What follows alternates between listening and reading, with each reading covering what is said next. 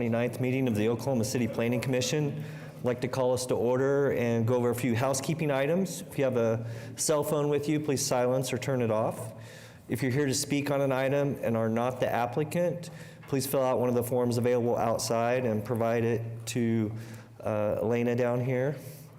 When your item is to be heard, you'll be called to the podium. Please come up and give your name and address for the record, and you'll have up to 5 minutes to speak.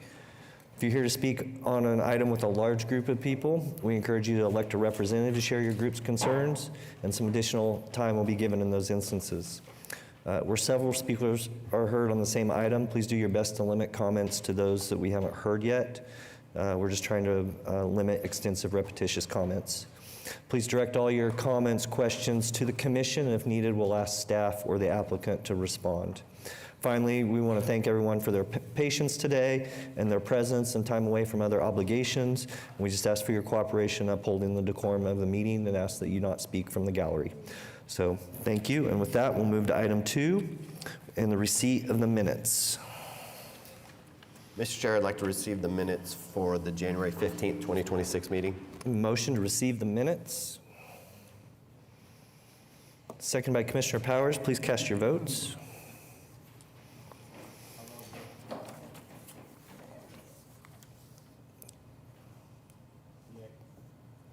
Commissioner Harrison votes yay.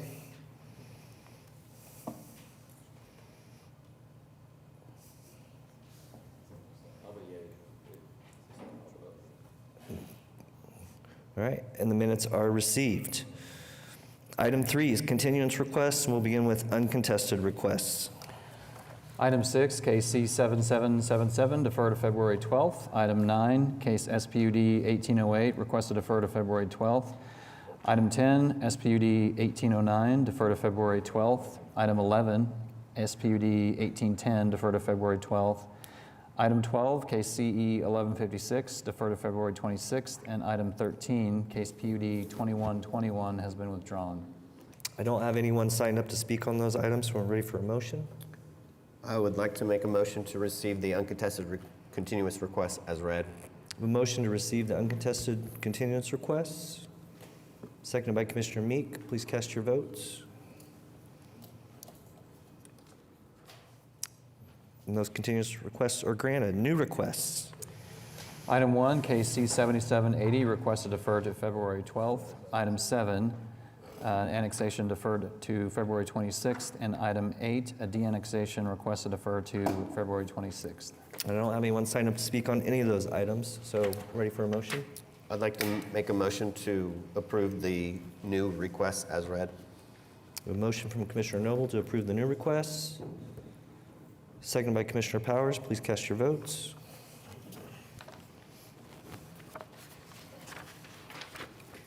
And those items are approved. We do not have anything on the consent docket today. We'll move to items to be heard individually. Item 1 has been deferred, so we'll start with item 2.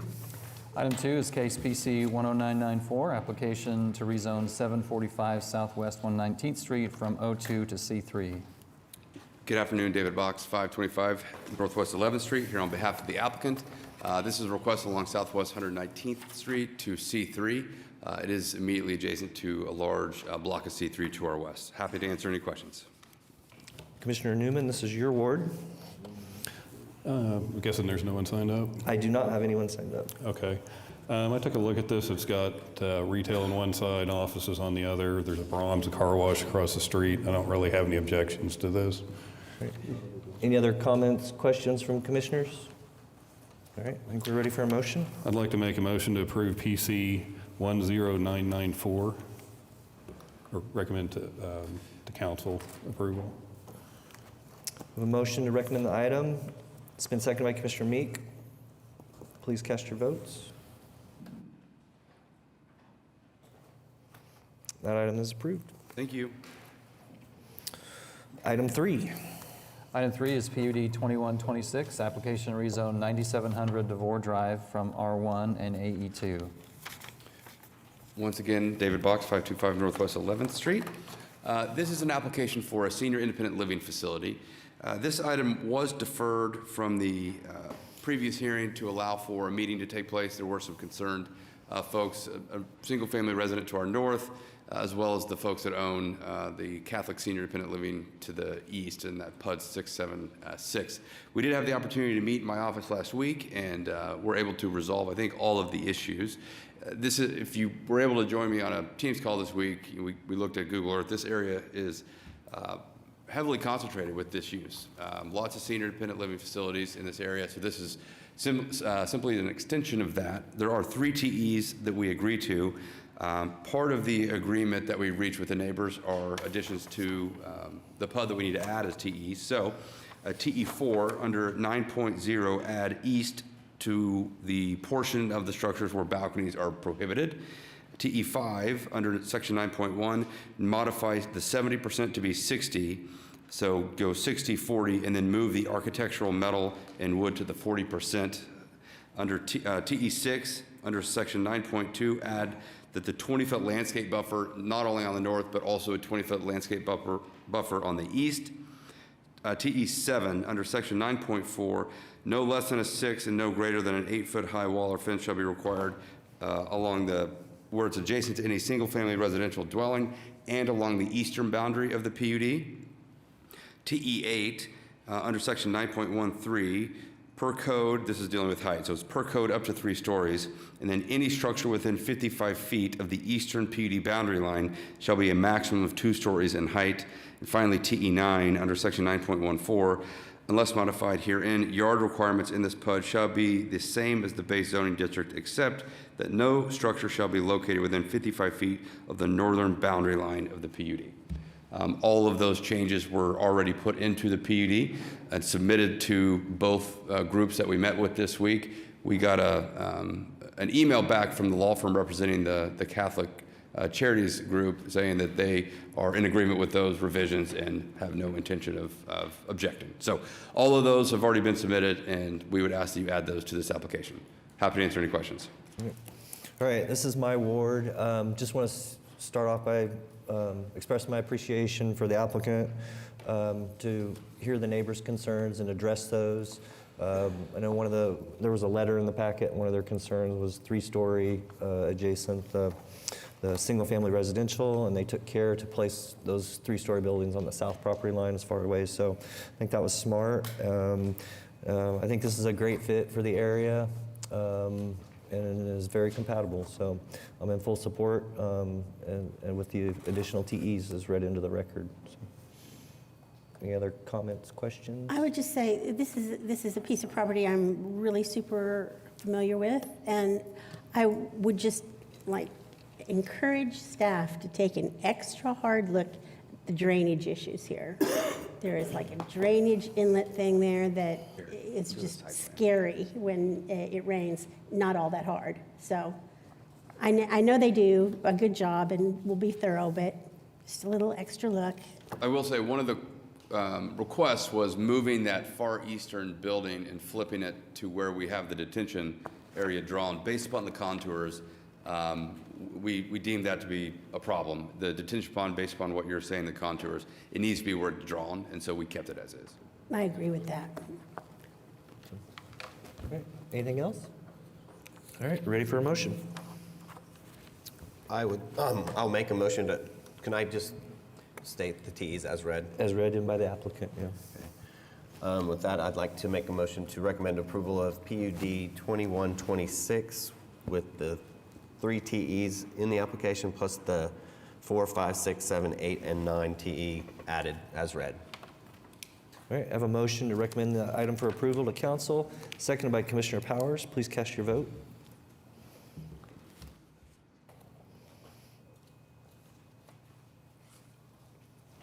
And that item's unanimous. Thank you. Thank you. Item 4. Item 4 is PUD 2127, application to rezone 1140 Southwest 149th Street from AA. Good afternoon, Mark Grubbs, 1800 South Sarah Road. On behalf of the application, this is a mixed-use PUD at the southwest corner of 149th and Western with commercial along the frontage and then senior independent living proposed in the rear. I have worked pretty extensively with Commissioner Newman And we have, based on our correspondence, we've revised existing TEs and added several new TEs. And I believe Commissioner Newman has a copy of this as we emailed it, but I'll read that into the record. TE number 1, the setback from the south and west PUD boundary shall be 15 feet where abutting platted residential lots. 1 medium tree per 100 feet shall be planted within the 15-foot setback along the southern boundary. T2, specify in the master design statement what type of screening will be required around the pump jack oil battery, and we've agreed to cedar site-proof fencing 6 to 8 feet in height will be provided around the pump jack oil battery site. Sidewalks shall be provided along Southwest 149th Street and Western Avenue with installation required prior to the issuance of a CO for each building permit development site. TE4, Section 8.14 height regulations of the PUD design statement should be amended to clarify that the maximum building height for the multifamily development, which being tract 2, shall be 1 story. TE5, the following uses will be eliminated from tract 1: bingo parlors, dwelling units, and mixed uses, retail sales and services, pawn shops. And that's above and beyond what we had already agreed to remove. TE6, the following uses will be eliminated from tract 2, and that's 3 and 4 family residential, 2 and 2 family residential. TE7, Section 8.2.b of the PUD design statement shall be amended to include a requirement that 1 landscaped island shall be provided per 2 dwelling units, and islands shall be located in the parking area in front of the dwelling units. We had already made a modification to the PUD to require landscaping within each of those islands, and it was 1 medium tree or equal point value in landscaping. TE8, Section 8.8, facade architectural regulations shall be amended to include a limitation of no more than 25% smart boards / siding on structures within both tracts, with the maximum 25% smart board siding permitted only on the rear elevation of structures in tract 1, which is the commercial tract. And with that, I'll be happy to answer any questions. We'd ask for your approval.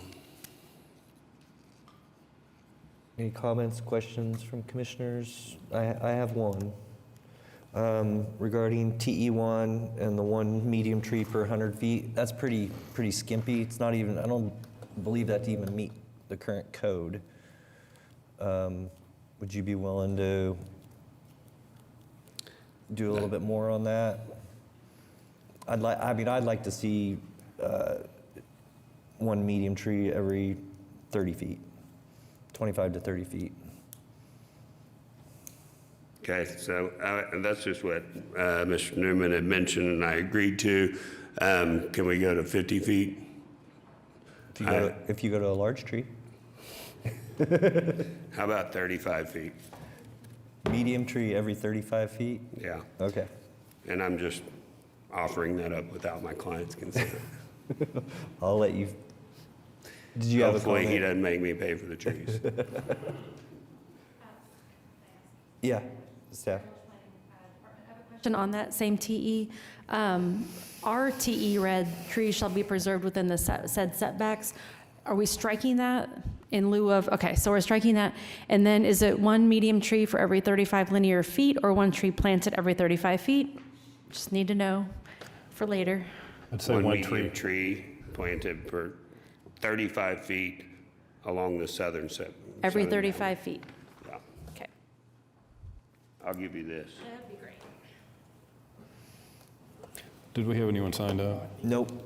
Was there any Do other not. comments? Any other comments, questions? Okay, well, I'm going to go ahead and make a motion to recommend approval to City Council on PUD 2127. A motion from Commissioner Newman to recommend the item to City Council, subject to the amended TEs as read in by the applicant. It's been seconded by Commissioner Meek. Please cast your votes.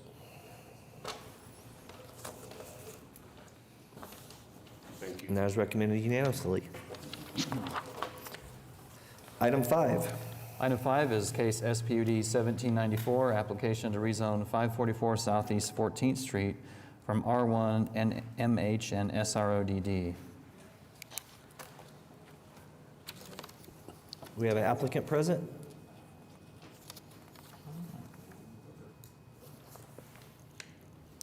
Doesn't appear that we do.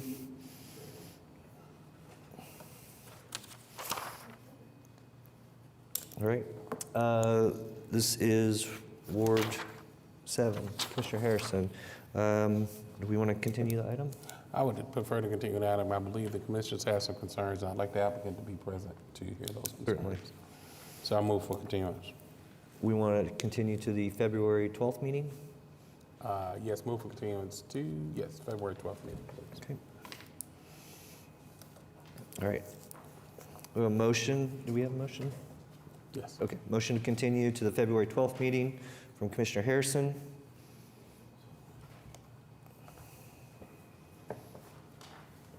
It's been seconded by Commissioner Powers. Please cast your votes. And that is unanimous. That is the last item to be heard. Additional items, communications and report, Planning Commission committees? None? Planning Commission members? Anything? Welcome back. So, Planning Department? Nothing from us? Municipal Counselor's Office? All right. Any citizens to be heard? None signed up. With that, we are adjourned. Thank you.